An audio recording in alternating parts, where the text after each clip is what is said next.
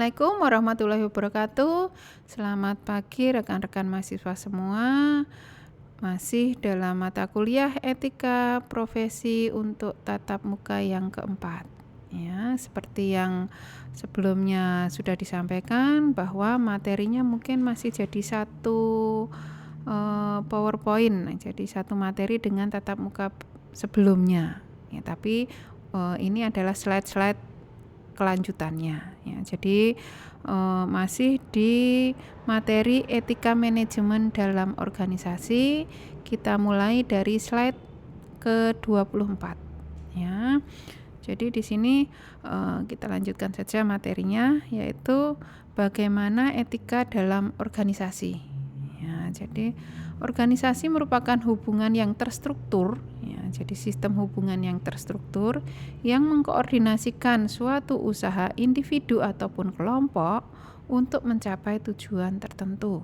Jadi seperti yang kita tahu ya, kita pelajari bahwa organisasi itu terdiri dari beberapa kumpulan orang ya, beberapa individu ataupun kelompok yang mempunyai keinginan untuk mencapai tujuan tertentu. Nah, dalam organisasi ada interaksi ataupun hubungan baik antar individu ataupun antar kelompok tersebut ya, dengan sasaran atau tujuan yang ingin dicapai bersama. Jadi tujuannya sama, makanya mereka membentuk organisasi ya. Jadi interaksi itu baik antar individu maupun antar kelompok dalam upaya untuk mencapai tujuan bersama. Nah, untuk mencapai tujuan tersebut ya, tidak mungkin organisasi bisa berjalan sebagaimana mestinya tanpa dengan memiliki etika ya. Jadi tentu dalam mencapai tujuannya, dalam aktivitas kesehariannya diharapkan mereka bisa menjalankannya berdasarkan etika. Jadi setiap organisasi sebaiknya memiliki dan menerapkan tatanan perilaku yang dihormati oleh setiap anggotanya. Ya, dalam mengelola setiap kegiatan diharapkan mereka memiliki dan menerapkan tatanan perilaku yang dihormati dan dipegang teguh, yang nantinya juga akan dilaksanakan oleh semua anggotanya. Nah, tatanan ini dengan tujuan untuk sebagai pedoman dan acuan bagi anggota organisasi dalam pengambilan keputusan, serta digunakan untuk memperjelas misi, nilai dan prinsip organisasi, serta terkait dengan standar perilaku yang profesional. Jadi diharapkan dengan adanya tatanan ini bisa digunakan sebagai pedoman ataupun acuan dalam bertindak ataupun dalam pengambilan keputusan, sehingga nantinya akan muncul sikap-sikap ataupun perilaku yang profesional.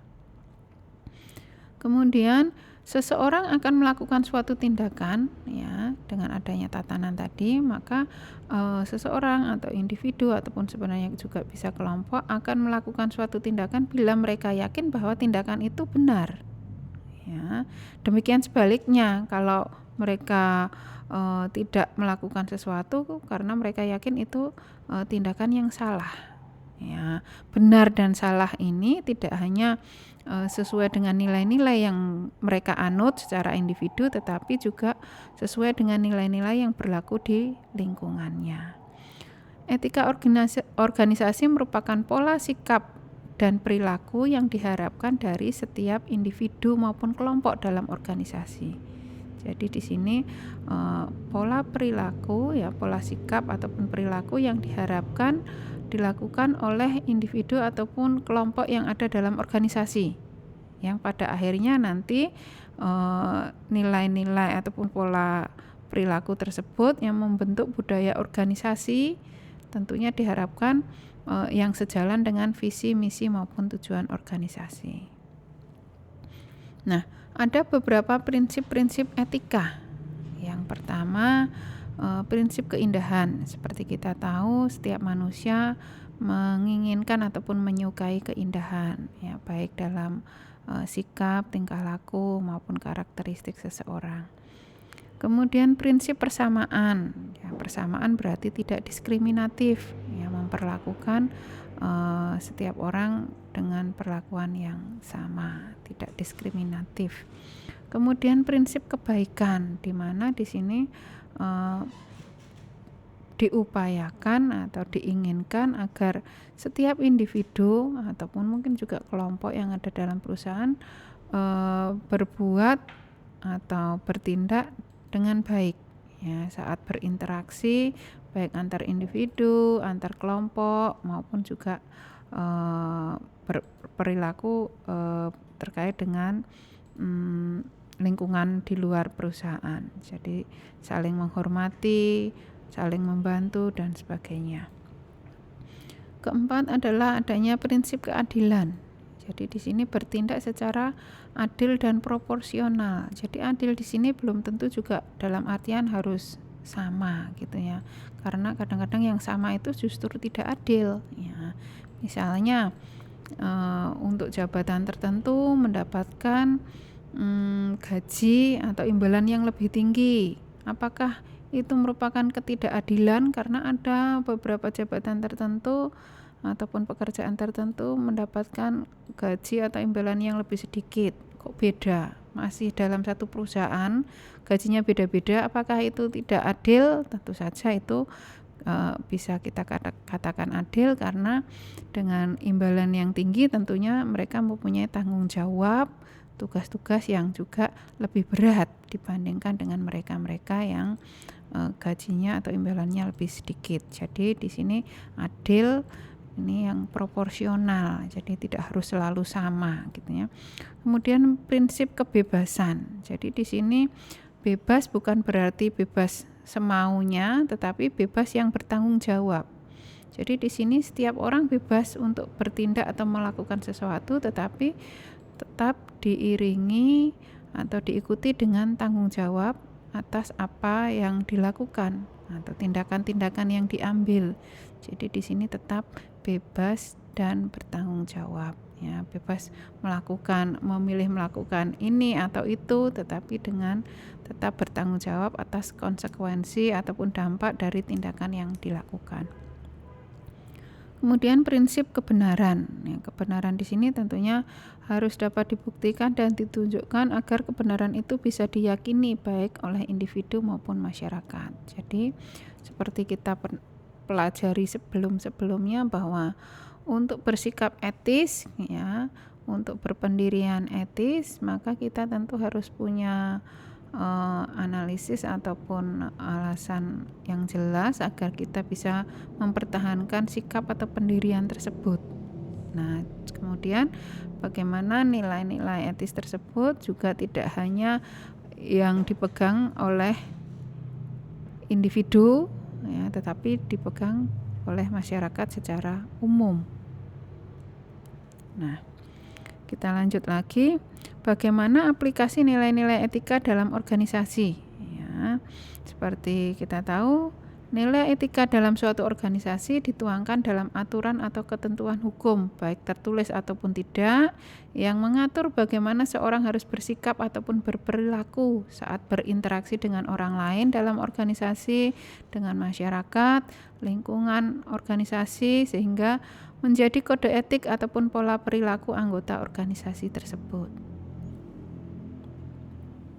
Nah, di sini nilai-nilai etika dalam organisasi ya, kita bisa lihat tercermin ataupun bisa dilihat dari berbagai sudut pandang. Yang pertama dari birokrasi. Ciri organisasi yang ideal yang sekaligus menjadi nilai perilaku yang dianut oleh setiap anggota organisasi diantaranya adalah adanya pembagian kerja, adanya hierarki wewenang, adanya prosedur seleksi yang formal, aturan prosedur kerja yang rinci, dan hubungan yang tidak didasarkan atas hubungan pribadi. Jadi di sini hubungannya profesional.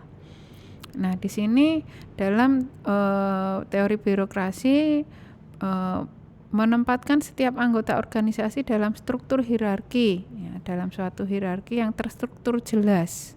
Ya, biasanya akan tampak dalam struktur organisasi di mana setiap pekerjaan itu jelas ya, harus setiap jabatan harus menyelesaikan tugas apa, kemudian harus bertanggung jawab ke siapa berdasarkan prosedur-prosedur yang ada yang sudah ditetapkan sebelumnya. Jadi di sini hubungan antar individu dalam organisasi bersikap profesional, ya, tidak berdasarkan individu, ya. Jadi bersifat formal. Jadi kadang-kadang bisa dikatakan bahwa teori birokrasi ini membuat hubungan bisa menjadi kaku dan formal. Kemudian prinsip manajemen dalam organisasi, di mana dalam pengelolaan manajemen dalam organisasi ini di dalamnya akan ada pembagian kerja, ada wewenang, ya. Dengan adanya pembagian kerja tentu diikuti dengan adanya pemberian wewenang, kemudian juga disiplin, ya, bagaimana disiplin ini diterapkan oleh semua komponen yang ada dalam organisasi, dan juga adanya kesatuan pemerintah.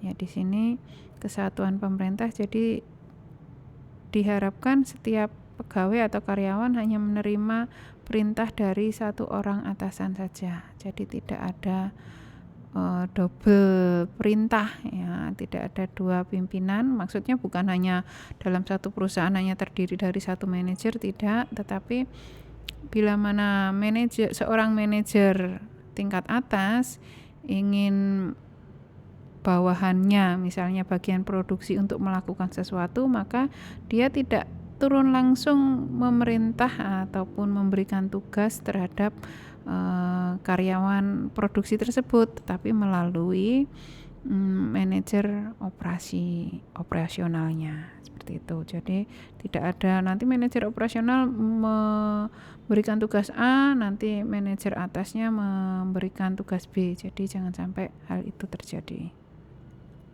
Nah, bagaimana pembentukan etika dalam organisasi?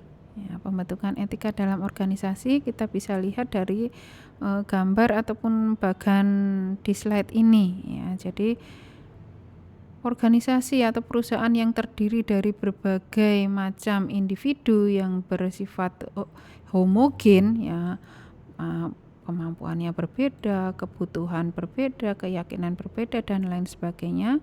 Bagaimana karakteristik individu itu bisa berintegrasi dengan baik dengan karakteristik organisasi atau perusahaan.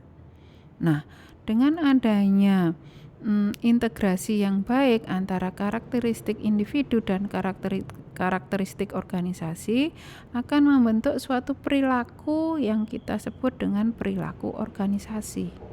Nah, perilaku organisasi ini, ya, nantinya akan terwujud dalam suatu perilaku, ataupun kita bisa sebut akan terwujud atau nampak dalam budaya organisasi. Jadi penjelasan detailnya, masing-masing individu mempunyai karakter, sifat, ya kan, kemampuan yang berbeda, sehingga semua itu, ya, semua karakteristik individu itu nantinya akan mempengaruhi bagaimana mereka akan bertindak, ya, bersikap, ya, secara individu maupun saat nanti berintegrasi dengan individu yang lain, ya, dalam organisasi. Sehingga bagaimana perilaku yang atau karakteristik yang beragam tadi bisa diintegrasikan dengan baik dengan individu yang lain maupun saat diintegrasikan dengan karakteristik organisasi. Di sisi lain, organisasi juga punya tujuan.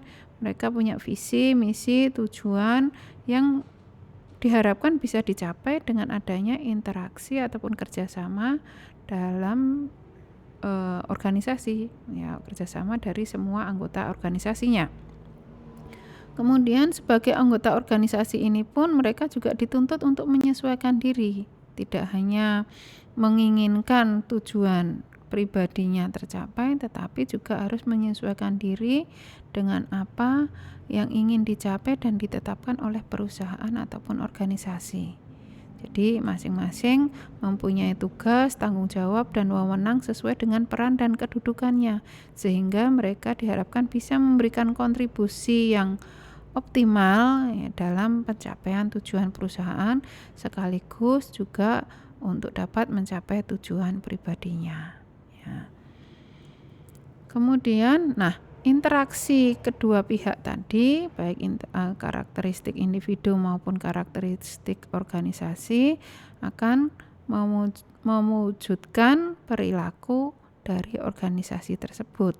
Pola perilaku atau tindakan yang disepakati bersama oleh anggota organisasi akan mewarnai setiap tindakan dari individu dalam berinteraksi dengan individu yang lain ataupun dengan lingkungannya. Jadi tidak lagi menonjolkan karakteristik pribadinya sebagai individu, tetapi di sini ada pola perilaku yang dimunculkan sebagai pola perilaku organisasi saat berinteraksi dengan individu ataupun dengan kelompok yang lain di lingkungan perusahaan.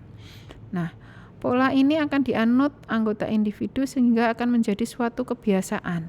Ya, lama-lama akan menjadi suatu kebiasaan karena itu dilakukan secara terus-menerus, ya, secara bersama-sama dengan individu yang lain maupun dengan kelompok yang lain dalam organisasi, sehingga perilaku organisasi ini lama-kelamaan akan menjadi suatu budaya yang akan menjadi ciri khas bagi organisasi tersebut. Nah, komponen utama budaya organisasi tadi adalah nilai-nilai etika dalam organisasi. Jadi nilai etika dalam organisasi merupakan komponen utama bagi budaya organisasi. Nilai etika tersebut menjadi karakteristik dalam menghadapi lingkungan internal maupun lingkungan eksternalnya. Ya, jadi budaya organisasi akan menjadi ciri khas atau karakteristik bagi perusahaan tersebut, sehingga saat mereka berinteraksi baik internal maupun eksternal, maka ciri khas tersebutlah yang akan muncul menjadikan pola perilaku mereka, bagaimana agar pola perilaku tersebut juga tetap beretika. Ya. Nilai etika organisasi dapat digunakan untuk menetapkan maupun sebagai patokan dalam menggambarkan apa yang etis maupun yang tidak. Jadi dengan adanya budaya tadi, setiap anggota akan tahu mana tindakan yang etis maupun tindakan yang tidak, terutama dalam lingkungan perusahaan. Dengan pemahaman tersebut diharapkan dapat meningkatkan profesionalisme segenap karyawannya. Nah, beberapa komponen kode etik perusahaan meliputi yang pertama adanya kepatuhan. Kepatuhan ini ketaatan pada undang-undang, peraturan yang berlaku, sistem maupun prosedur yang telah ditetapkan. Kemudian komponen berikutnya adalah integritas. Ya, integritas di sini tidak menyalahgunakan jabatan dan wewenang yang dimiliki untuk kepentingan pribadi, ya, maupun untuk kepentingan keluarganya. Jadi di sini diharapkan bisa menjaga nama baik, keamanan, harta kekayaan, kerahasiaan, data nasabah dan lain sebagainya. Jadi di sini bagaimana mereka melakukan tugas dan tanggung jawabnya, menjalankan ataupun menggunakan wewenangnya dengan baik, sehingga tidak memunculkan atau menimbulkan kerugian. Kemudian juga komponen kode etik adalah etika, tidak melakukan perbuatan tercela ataupun spekulatif. Kemudian komponen berikutnya adalah harmonisasi lingkungan kerja. Jadi bagaimana masing-masing anggota organisasi membina hubungan yang harmonis dengan lingkungan kerjanya, baik di internal, di dalam maupun secara eksternal. Bagaimana mereka bisa bersaing dengan sehat. Ya, bersaing kalau internal apakah juga bersaing? Ada juga persaingan di internal, misalnya untuk menduduki jabatan tertentu, untuk meraih promosi maupun untuk peningkatan jenjang karir, biasanya itu ada persaingan. Jadi walaupun ada persaingan, diharapkan persaingan itu adalah persaingan yang sehat. Kemudian kompetensi bagaimana masing-masing anggota organisasi tersebut dapat meningkatkan kompetensinya. Bagaimana dengan melakukan peningkatan pengetahuan, wawasan, juga mengikuti berbagai perkembangan dunia usaha pada umumnya. Ya, jadi di sini bagaimana kompetensi bisa ditingkatkan sehingga juga mendukung pada penambahan wawasan dan juga perilaku yang beretika. Oke. Mungkin itu yang bisa saya sampaikan untuk tatap muka kita yang keempat ya. Nanti kita akan lanjutkan dengan diskusi di media yang sudah disediakan. Terima kasih atas perhatiannya. Wassalamualaikum warahmatullahi wabarakatuh.